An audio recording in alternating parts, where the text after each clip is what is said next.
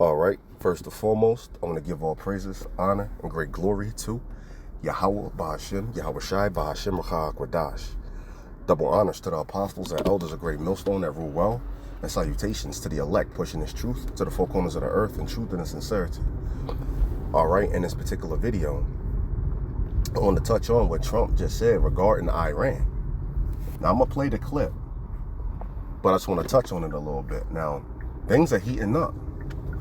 He said to Iran, well, regarding Iran, that things are about to get interesting. Things are about to get interesting, and he guessed that we'll be talking about what's about to go down. And really, he's alluding to a U.S.-backed Israel strike against Iran. That's what he's really alluding to. I'm going to play it. You're going to see it. And he's saying that Iran cannot have nuclear weapons. They just cannot. Some even speculate that they already got them, but that's neither here nor there. But he's saying that in defense of Israel, because Israel and Iran has been going back and forth already. They've been shooting missiles at each other and destroying each other's military sites, so forth and so on. All right, don't forget last year, let me get around this. Don't forget last year, that Hezbollah, which is a proxy group of Iran, almost got wiped completely out. Because Iran has these proxy groups, the Houthis, Hezbollah, and Hamas. And I believe they have a few more. I don't really know them. But they damn near wiped out all of Hezbollah. And Iran, in response, launched 180 plus rockets at Israel. They said that they never saw that before in history. So they made history with that strike against Israel. They said that they blocked a lot of them, but Iran said that's all we need. We just wanted to basically show you that we can touch you. And then you had people coming out and saying that's right, because only thing they need to do was now have a nuclear warheads and put them on their hypersonic missiles, because Iran has hypersonic missiles. So ain't no shooting them down. So if they become a nuclear power, they basically showed Israel that if we had nukes, we would have fucking killed you. We would have bombed you off the face of the earth. So chill out. So Israel attacked back. Yeah, they attacked back, and they called it the Day of Repentance attack. And they told Iran, you better not attack us back. Iran said, yes, we definitely are going to attack back. Then America got involved with it and said, Iran, if you attack them back, there's going to be severe consequences. And United States told Iran at a NATO meeting, that if you attack back, it's on. So we got the least of the flock drawing them out to the battle. All right, America's getting involved in this whole thing in the Middle East. Hey, and World War III is brewing, because Iran is backed by Russia, Russia backed by China, and they're all the rest of their allies, man. You see that? So yeah, we got prophecy jumping off of the page, the least of the flock drawing them out to the battle, and I got that queued up. Right, because Trump is saying all of this in the defense of in the defense of Israel. Of course, they don't want them to get nuclear weapons, because they chant death to America and stuff. They're going to eventually try to use them against the U.S. So they don't want them to have nuclear weapons for that reason, but also they know that they'll use them against Israel as well. This is Jeremiah 50:45, where we read, therefore hear ye the counsel of Yahweh, that he hath taken against Babylon and his purposes, that he hath purposed against the land of the Chaldeans. Surely the least of the flock is them Amalekites, man, them small hats over there in the land. They're the least of the flock. Shall draw them out, them being America, all right? Draw them out where? To world war, all right? Surely he shall make their habitation desolate with them. You see that? So we got prophecy jumping off of the page, all right? America is now getting involved in war between Iran and Israel, because Israel is his allies. And you have a lot of world leaders saying something about that, like Vladimir Putin. Vladimir Putin told Israel, don't attack the nuclear sites of Iran. And they were planning on doing that, and then they didn't. So they hearkened to the words of Putin. All right? So, because they backed Iran up. As a matter of fact, Israel actually attacked an air site.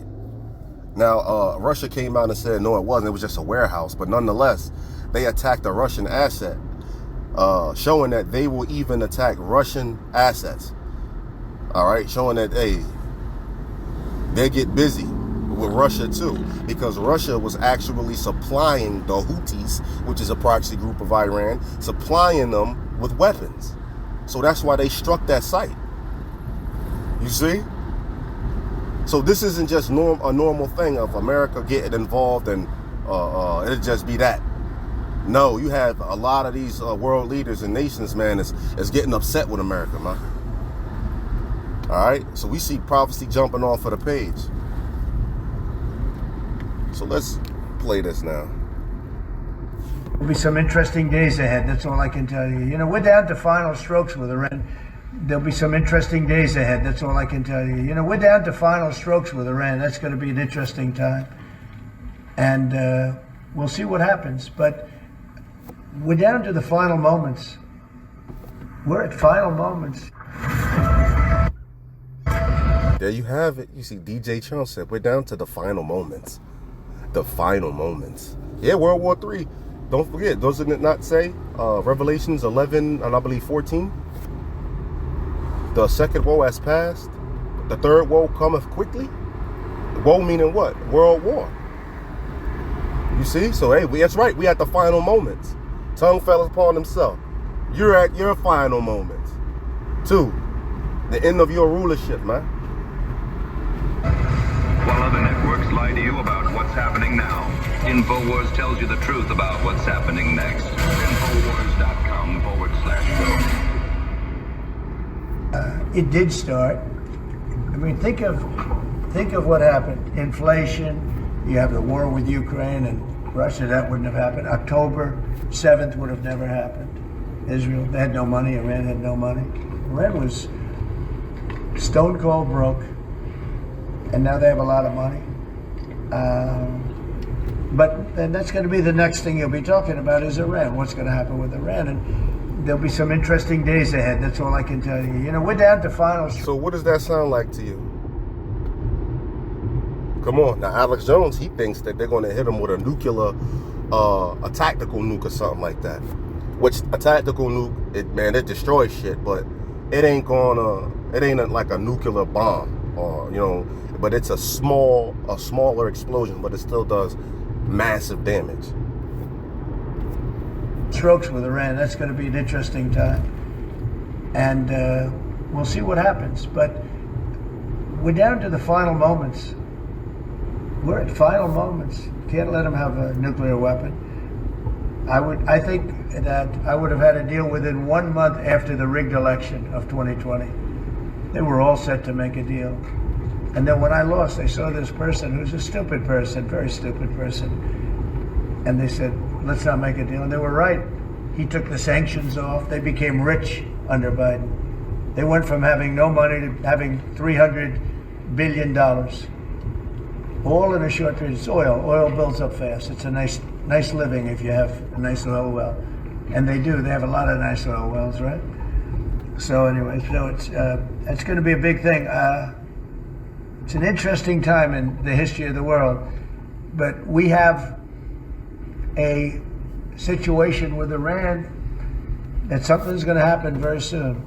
Very, very soon. You'll be talking about that pretty soon, I guess. And hopefully we can have a peace deal. You know, I'm not speaking out of strength or weakness. I'm just saying I'd rather see a peace deal than the other. But the other will solve the problem. That's right. So many countries are psychotic and megalomaniacal and Machiavelli, so they can dominate somebody, they will. That's what America's been doing under the globalists. That's why Trump said, you know, Russia really wants to end this war, even though they have all the cards. They actually don't want to take over all these places because long term, it's going to hurt them. But yeah, you see what Trump said, right? Now, what that sound like to you? It sounds like a strike is about to happen on Iran. It says they cannot have nuclear weapons, but they got nuclear sites right now, trying to get nuclear weapons. Some say they already got them. That's neither here nor there. And if they already got them, then hey, it's on. It's on. You can smell war in the air. And before World War III pops off and the draft and so forth and so on, before all of this goes down, the MOTB has to be implemented. So hey, we're living in some exciting times, right? The MOTB are right around the corner. Economically. Let's listen to the rest of this. So they've pulled back from caveman brain like all the rest of us should. But Iran and Israel aren't. And you keep hearing Trump say they can't have a nuclear weapon. It means they've got delivery systems now. They've got ballistic missiles that have already a whole bunch of times, not just out of Iran, but other Shiite strongholds, they've been able to hit Israel and get through their defenses. So Iran can now hit Israel with nuclear weapons. They just don't want to tell you they've got nukes, just like Israel won't tell you they've had nukes since the early 60s, probably earlier. And that's where we are. So let me give you a translation. Let's play the first of that clip one more time. He said it's about to happen. We're in the final steps. And Trump doesn't BS. And he says, we're in a very interesting time in the world. I'm not saying it from a position of weakness. We've got all these high-tech weapons. Trump's simply saying, I really don't think this is a good idea. But then he says we can't let them have a nuclear weapon, which means a nuclear weapon that's deliverable, which they have. And that's why you have to understand that if Israel hits them, which they are, they're not going to, very soon, if the deal isn't made, they're going to hit them not just with bunker-busting missiles, because the Iranians have all these giant underground bases. They're going to hit them with nuclear weapons. And I can guarantee you that the Israelis know what we've got. And I'm going to tell you something nobody else really talks about, and that I didn't get from somebody else recently. I know it from deep research and some of the leaks that happened over the years, interviewing the former secret head of the Star Wars program, Dr. Bob Bowman, many times. Since the late 70s, the United States has space platforms. They've been upgraded quite a bit. Back then there was platforms, but drone spacecraft with DU meteor guns. And when you hear the term meteor gun, it's like video game firing a meteor out or something. It uses the gravity well with a rocket on the end of a solid DU Sabo, where they can then target from space, hit the booster. It's got controls on it, and then it accelerates to more than 30,000 miles an hour. Nobody can shoot that down. That's Mach over the top. And then with its kinetic energy of, say, a 100-pound solid rod, you can kill somebody a mile under a mountain with it. The kinetic energy. And it has this more power penetratively wise than a decent-sized hydrogen bomb. Because it just has such weight, it goes deep, deep, deep, deep, deep, deep, and then just the kinetic energy just... So, if Trump is sure that Netanyahu is going to use nuclear weapons, because Israel, from what I know, does not have a space-based decapitation system. Chinese have tried to put some up, the Russians put a little bit up, but nothing like us. They call it a decapitation weapon because it's designed, they could kill hundreds of world leaders in an hour with them. They got a whole bunch of them up there reportedly. This is the real secret stuff, boys and girls. And Israel needs to knock it off. And by the way, when I say Israel, I mean the people currently in charge of it. The majority of people in Israel are against attacking Iran. It's over 60% in the polls. And Netanyahu has like a 10%, 50% approval rating? He's able to stay in power with parliamentary manipulations, playing games. So, yeah, I don't like people that are threatening my life and my family's life. I don't like the mullahs. I don't like the leadership of Israel. It's disgusting. And Trump is a friend of Israel and a friend of the people of Israel. Everybody knows that, and I respect that. But this is one of the places where America in general has to have a real discussion. And then you got the left loving the Muslims and wanting to bring them in and defending all their crap and defending October 7th, and that's horrible. And then you've got... If you want to watch the rest, there you go. It's on your screen right there. But I just really wanted to play that Donald Trump, what he said. But, you know, Alex Jones has an interesting, you know, little breakdown and point of view. And, you know, we believe he's an insider. So a lot of stuff he be saying be coming true because, you know, he probably getting the information straight from the people. All right. We believe this guy's an insider now. All right. That's neither here nor there. But, hey, I'm rolling with that belief. Because a lot of things he say come to pass. Like as far as like, ain't nothing like no prophecy, but like inside stuff. Like I think they're going to attack Iran. I think this is going to happen. You know, and it happens, and then he's still alive. Come on, man. They off people for smaller things, like that dude that made the Gray State movie. They killed him and his wife and his children over that movie. You see, but this guy is out here spilling the beans? Come on, that makes no sense, man. But anyway, I've arrived to my destination. So with that, hope you can take something from it, and shalom.